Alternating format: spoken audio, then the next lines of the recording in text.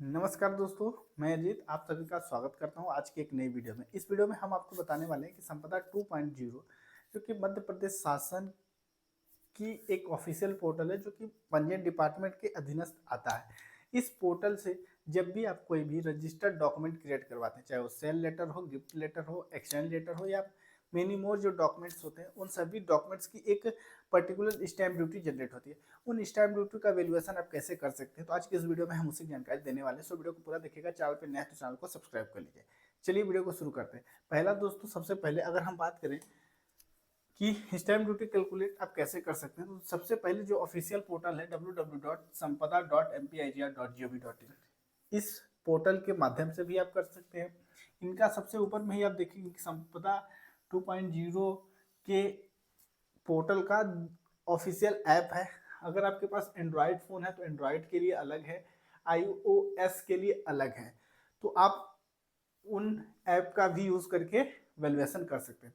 अब देखिए, stamp duty calculate करने के लिए जब ऑफिशियल पोर्टल को ओपन करेंगे, इस तरीके का इंटरफेस होगा। सबसे पहले होम, संपत्ति मूल्यांकन, स्टैम्प ड्यूटी कैलकुलेशन और गाइडलाइन, ये तीनों ऑप्शंस आपके यूजफुल होगा। सबसे पहला, संपत्ति मूल्यांकन में अगर हम संपत्ति मूल्यांकन की बात करें तो इसके बारे में जानते हैं। इसमें प्रॉपर्टी का एक्चुअल मार्केट वैल्यू कैलकुलेट होता है।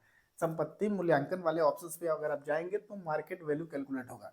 मतलब अगर हम कहें कि एक कोई प्रॉपर्टी है जो कि XYZ विलेज में अवेलेबल है, मतलब इस गांव में है, और इस प्रॉपर्टी का क्या MB यानी मार्केट वैल्यू है, इसके थ्रू आप कैलकुलेट कर सकते हैं।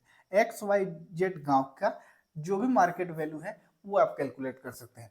फिर मार्केट वैल्यू का आप अगर आपको कैलकुलेशन, मतलब अगर आपको पता है कि मार्केट वैल्यू का, अगर रूरल एरिया की प्रॉपर्टी है, रूरल एरिया की, तो 9.5% मार्केट वैल्यू का स्टैम्प और रजिस्ट्रेशन फीस आता है। और अगर अर्बन एरिया की है, अर्बन एरिया का है, तो 12.5% स्टैम्प ड्यूटी आता है। ये हो गया एक बेसिक फैक्टर। मतलब अगर आपको संपत्ति की मार्केट वैल्यू कैलकुलेट करना है तो संपत्ति मूल्यांकन वाले सेक्शन में जाएंगे। देन आपको एक ऑप्शन मिलेगा स्टैम्प शुल्क पंजीयन शुल्क की गणना करना।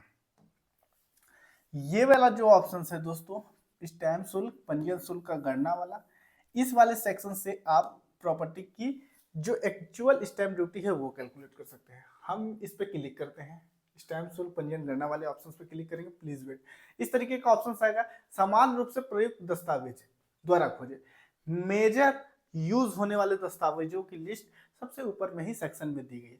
जैसे मुख्य डॉक्यूमेंट होता है सेल, मुख्य डॉक्यूमेंट्स मतलब नहीं, ज्यादा यूज होने वाला डॉक्यूमेंट इसमें दिया गया है कि सबसे पहले ज्यादा सेल, फिर मॉर्गेज होता है, वसीयत, गिफ्ट, पट्टा यानी लीज, ये होते हैं।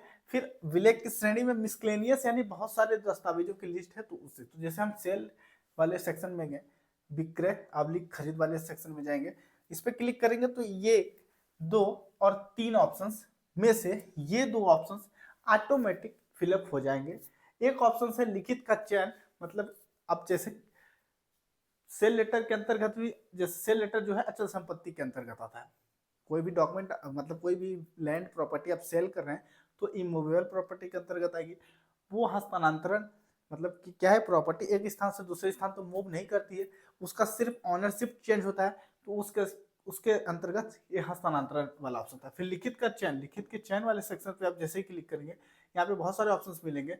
जैसे अब आप देखेंगे बहुत सारे ऑप्शंस हैं, विक्रय अवलिक विक्रय का समान उद्देश्य और बहुत सारे ये ऑप्शन है, सस्वामित्व, पत्नी, पुत्र, ये सारे ऑप्शन है। तो हम सेल अवलिक असेसमेंट ऑफ सेल वाले यानी विक्रय अवलिक विक्रय का समान उद्देश्य वाले सेक्शन पे क्लिक करेंगे या उस वाले ऑप्शन पे हम क्लिक करेंगे और थोड़ा समय वेट करेंगे। यहाँ पे एक ऑप्शन मिलेगा सबमिट, ये बहुत सारे ऑप्शन है, सभी का प्रोसेस सेम है, लेकिन बस बशर्ते ये है कि सेल के लिए अलग स्टैम्प ड्यूटी लगती है, गिफ्ट के लिए अलग लगती है, मॉर्गेज के लिए अलग लगती है, विल के लिए अलग लगती है और लीज के लिए अलग अलग क्राइटेरिया है।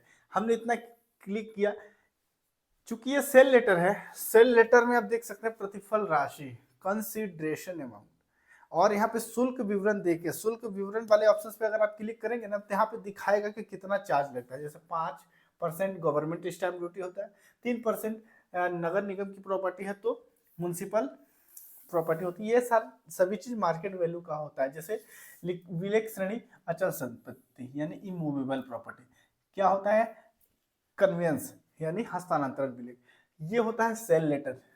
देन आप देख सकते हैं 5% मार्केट वैल्यू का स्टाम्प ड्यूटी यानी एमबी, जो मार्केट वैल्यू होती है, मार्केट वैल्यू को हम एमबी से प्रेजेंट कर रहे हैं तो उसकी 5% वैल्यू लगती है। अगर प्रॉपर्टी अर्बन एरिया की है तो 3% लगेगा।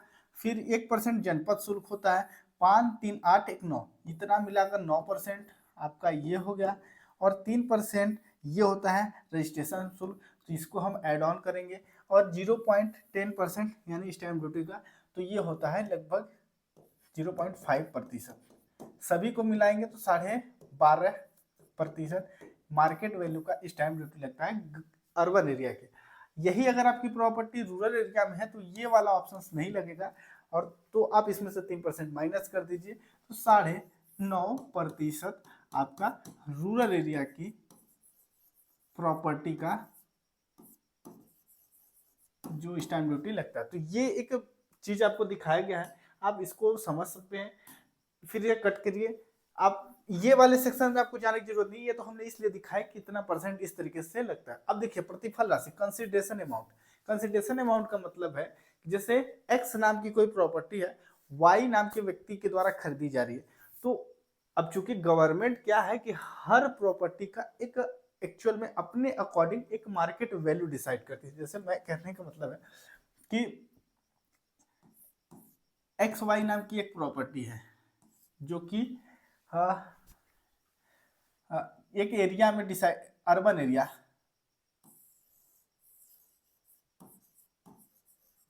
अर्बन एरिया यानी शहरी क्षेत्र में स्थित है। शहरी एक्स वाई नाम की एक प्रॉपर्टी है, अर्बन एरिया में स्थित है, जो कि 2 नंबर खसरे में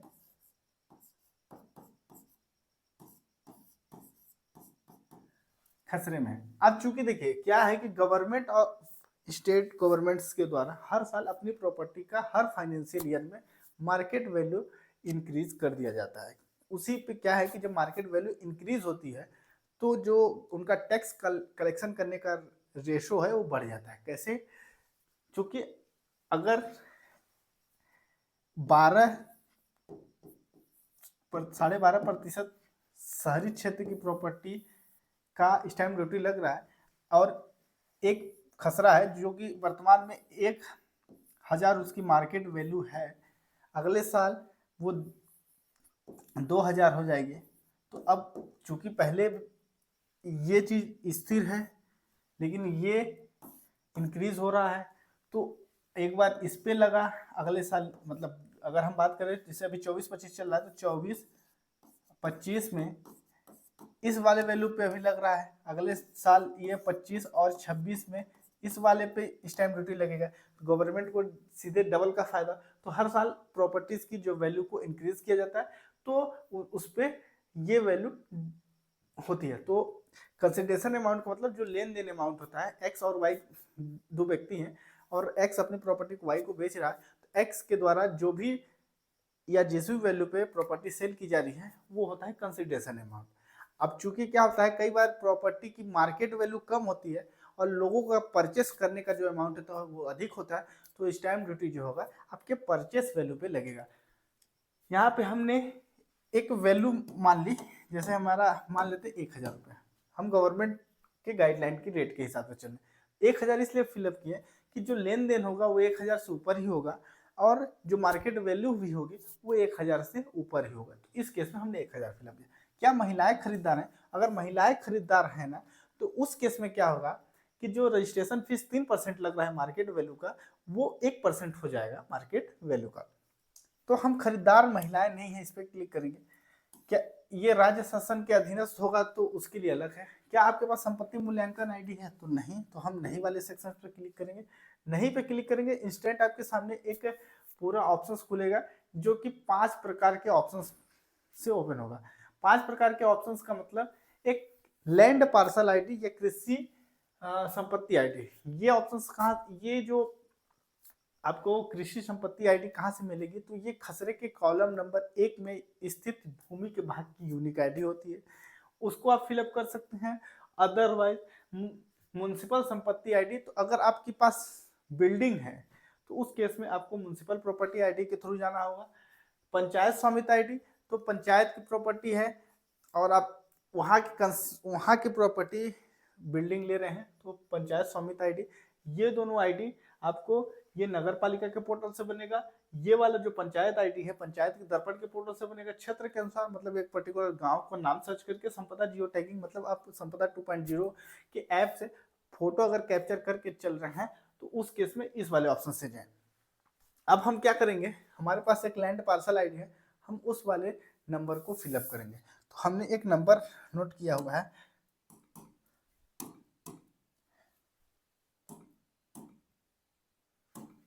ये हमने नंबर फिलअप किया और सबमिट पे क्लिक किया। सबमिट पे क्लिक करेंगे तो वो क्या होगा कि गाइडलाइन, ये यूनिक आईडी के थ्रू एक गाइडलाइन का पूरा हमारे सामने लेफ्ट साइड में पूरा विवरण आ जाएगा। थोड़ा प्लीज वेट, तो अब थोड़ा रुकिएगा। अगर आप क्षेत्र के अनुसार चलेंगे तो क्षेत्र के अनुसार क्या होगा कि आप पर्टिकुलर उस गांव का नाम सर्च कर सकते हैं, नाम से सर्च करेंगे तो वो एक पर्टिकुलर स्थान पे इंटीग्रेट करेगा। जैसे कि हमने जो यूनिक आईडी फिलअप किया हुआ है वो उस यूनिक आईडी के थ्रू ये इधर देख सकते हैं पूरी डिटेल्स में प्रॉपर्टी की आइडेंटिफाई कैप्चर कर लिया है। थोड़ा वेट करेंगे, यहाँ पे देख सकते हैं अभी ये सही से खुल जाए तो आपको बहुत सारी चीज़ों का देखिए। अब यहाँ क्या हुआ कि ये शहरी क्षेत्र की प्रॉपर्टी है तो इस यूनिक आईडी के थ्रू वो प्रॉपर्टी को आइडेंटिफाई नहीं कर पाया। तो इस केस में अगर हमारे पास जियो टैगिंग होती तो जियो टैगिंग से आगे बढ़ते, अदरवाइज हम पता द्वारा खोजे वाले ऑप्शंस पे क्लिक करेंगे। यहाँ क्षेत्र के अनुसार आ चुके हैं, हम यहाँ पे क्लिक करेंगे। एक अपना टाउन है सिंगरौली का बैढ़न, बैढ़न वाले सेक्शन पे हमने बैढ़न को सर्च किया, ये ऑटोमेटिक अपने अकॉर्डिंग एक पर्टिकुलर स्थान पे इंटीग्रेट कर देगा।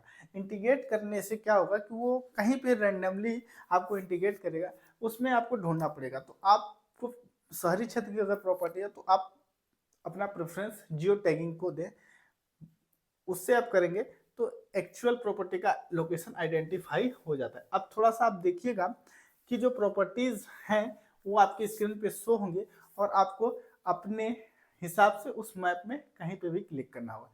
क्योंकि मेरे कहने का मतलब ये है कि अगर आप संपदा 2.0 के ऐप से चलेंगे जियो टैगिंग से, तो अगर प्रॉपर्टी पे रोड वगैरह है, रोड से सटी हुई प्रॉपर्टी है, तो वो आसानी से आइडेंटिफाई हो जाता है।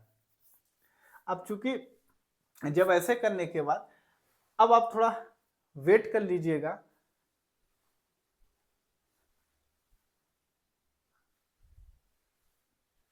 तो जैसे ही आप वेट कर लेंगे देख सकते हैं सिंगरौली शहरी, ये वार्ड नंबर सारी लिस्ट आ गई, मार्क से हट कर है। अब देखिए ये चीज जो आपके सामने ओपन हुआ है, ये जो एक रेड कलर में ये इंटीग्रेट है और इसमें जो यस है ये प्रॉपर्टी का एक्चुअल आइडेंटिफाई किया गया है। अगर प्रॉपर्टी आपकी रोड पे है तो उस केस में आप यहाँ वाले सेक्शंस पे क्लिक कीजिएगा। यहाँ इस पे क्लिक करेंगे तो इस मैप का जो फेस है आप चेंज कर सकते हैं। इस पे क्लिक करके बेस मैप पे क्लिक करेंगे, ओपन स्ट्रीट रोड मैप, तो ये हम रोड मैप गूगल के थ्रू करेंगे तो एक्चुअल प्रॉपर्टी किस टाइप से है, मतलब प्रॉपर्टी में कोई कंस्ट्रक्शन डन है वगैरह है, इससे इस तरीके से भी आप उसको क्लिक कर सकते हैं। बहुत सारे ऑप्शन इसमें दिए गए हैं, एडमिन, अर्बन, रूरल, संपदा, road, industrial area, ward, post office location, ये सारे ऑप्शंस दिए गए। एमपी फॉरेस्ट, ये सारे ऑप्शंस आप दिए गए हैं, आप इसका यूज करना चाहते हो तो यूज कर सकते हैं। अब जैसे ही आप उसको क्लिक करेंगे तो वो प्रॉपर्टी के बाद आपके सामने इस तरीके का ऑप्शन आएगा, कृषि भूमि है, भवन है, भूखंड है। अब चूंकि आपको वैल्यूएशन करना है, कुल क्षेत्रफल उस खसरे में इतना हेक्टेयर है, तो अगर आपका हेक्टेयर में है तो आपका ये पूरा चीज इतना हेक्टेयर है, उस लैंड पार्सल आईडी के थ्रू इतना हेक्टेयर भूमि है। नीचे आप स्क्रॉल करिएगा, यहाँ पे देखिएगा उप प्रकार, क्या डाइवर्टेड लैंड है, अगर डाइवर्टेड लैंड वाले ऑप्शंस पे क्लिक करेंगे तो क्या पर्पस है, आवासीय, व्यवसायिक, औद्योगिक, स्वास्थ्य, शिक्षा, अब अव्यपवर्तित का मतलब डाइवर्टेड नहीं है, तो सिंचित असिंचित असिंचित द्वय फसली, तो आप अपने अकॉर्डिंग आप फिलअप कर सकते हैं। जैसे सिंचित है तो हम सिंचित पूरा रकबा फिलअप कर लेते हैं। अगर सिंचित है तो सिंचित जो भी किस्म होगी वो आपके खसरे में इंटीग्रेट होगी। आप अपने हिसाब से सर्च कर सकते हो, सिंचित है तो सिंचित, असिंचित है तो असिंचित, और दो फसली है तो दो फसली। अगर आप ऊपर जाइएगा तो ये तो हमने हेक्टेयर की बात की। भवन है तो भवन वाले सेक्शंस पे अगर आप क्लिक करते हैं तो यहाँ पे स्वतंत्र भवन, स्वतंत्र तल, बहुमंजिला, खुली छत। ठीक है, खुली छत के बाद कुल क्षेत्रफल वर्ग मीटर में या फिर वर्ग फुट में, दो ऑप्शंस यहाँ पे भी ऐड ऑन हो चुका है। दोनों में से कोई भी एक पैरामीटर आप सेलेक्ट कर सकते हैं। उसके बाद जो भी आप इधर सेलेक्ट करेंगे, यहाँ पे जो चीज फिलअप करेंगे वो चीज टोटल एरिया में आ जाएगी। जैसे कि अगर हम यहाँ पे 100 फिलअप कर दें तो ये 100 वर्ग मीटर यहाँ पे आ गया। अब चूंकि क्या आवासीय सब व्यवसायिक है, आवासीय सब व्यवसायिक मतलब कुछ पार्ट कॉमर्शियल, कुछ पार्ट आप रेसिडेंशियल यूज कर रहे हैं, तो यहाँ पे यस करेंगे तो वो पूछा जाएगा, अदरवाइज आप नो करेंगे तो यहाँ पे आपसे ये पूछेगा कि आवासीय, व्यवसायिक, औद्योगिक, स्वास्थ्य, शिक्षा, अन्य या किस पर्पस का है।